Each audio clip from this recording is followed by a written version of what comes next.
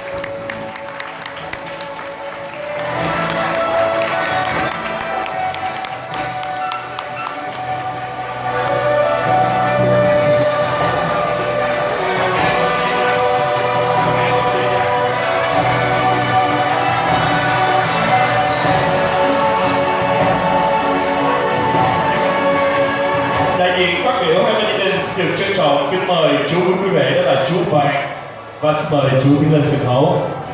Một tràng pháo tay thật lớn từ quý vị để chúng ta cùng chào đón chú Vàng, chú quý rể đại diện phát biểu hai bên gia đình. Trân trọng kính mời.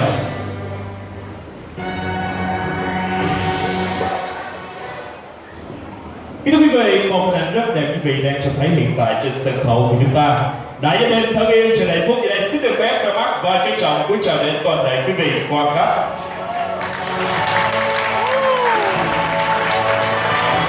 Và ngay giờ phút này đáp lại tấm chân tình yêu thương của toàn thể quý vị quan khách, tôi xin được trân trọng mời chú Vàng, chú quý rể sẽ tiến lên một bước thay mặt hai bên gia đình cũng như cô dâu và chú rể gửi đến toàn thể quý vị quan khách những lời tri ân và sâu sắc nhất trân trọng kính mời họ.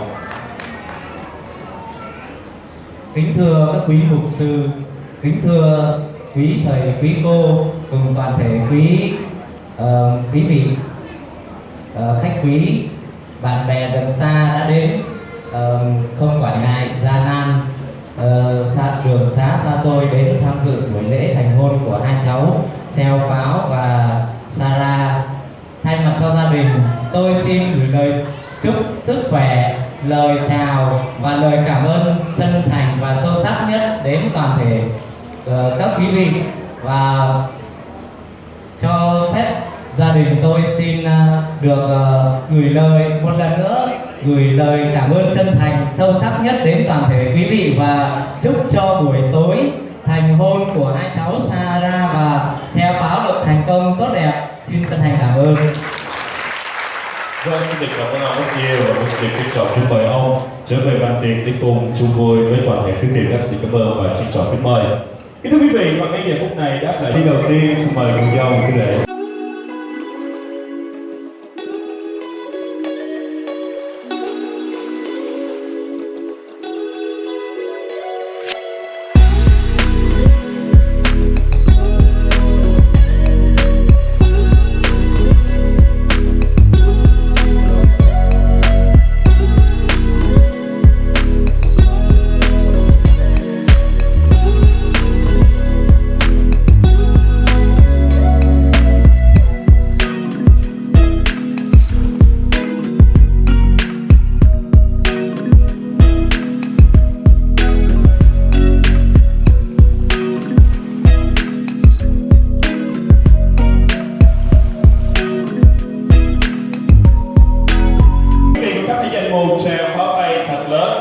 Để cùng chúc mừng cho gia đình của chú rể Seo Pháo đã có được giao huyền, và đặc biệt gia đình nhà gái có được rể Thảo. Xin cảm ơn rất nhiều.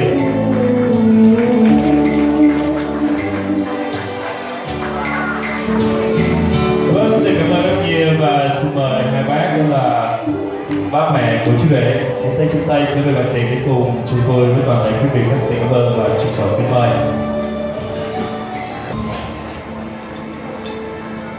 Đã xanh hai tiếng vợ chồng, dù cay dù đắng chẳng than chẳng màng, đá dù nát vàng dù tan, trăm năm duyên nợ chẳng phai lời nguyền.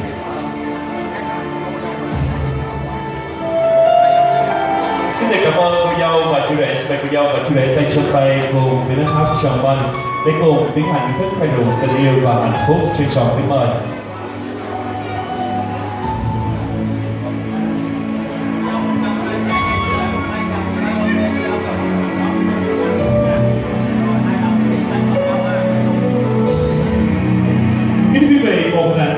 Tràn đầy yêu thương và con kéo phần hạnh phúc như vị đang trông thấy trên sân khấu hiện tại chúng ta. Chú rể Seo Pháo và cô dâu Sarah đang tay trong tay đong đầy bình tháp champagne. Tháp champagne tượng trưng cho tình yêu vĩnh cửu. Những giọt rượu đang phun trào hoặc quyện vào nhau với men nồng, như khép chặt tình yêu thủy chung gắn bó keo sơn của chú rể Seo Pháo và cô dâu Sarah dành tặng cho nhau, và họ sẽ mãi mãi bên nhau trọn đời và hạnh phúc.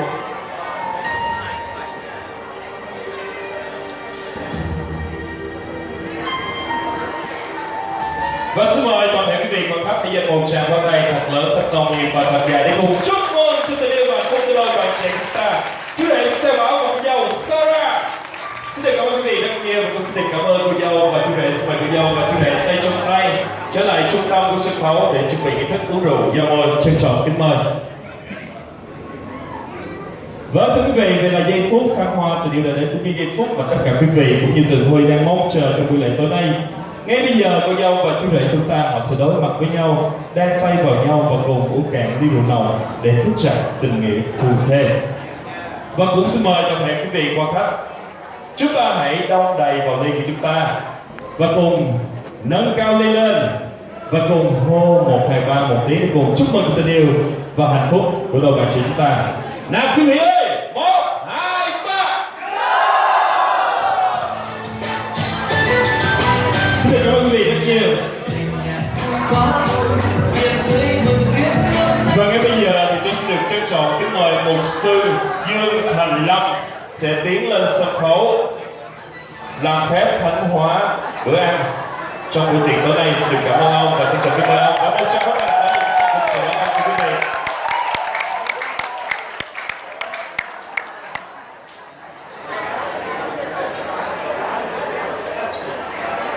Dạ, chúng ta đứng lên để chúng ta làm phép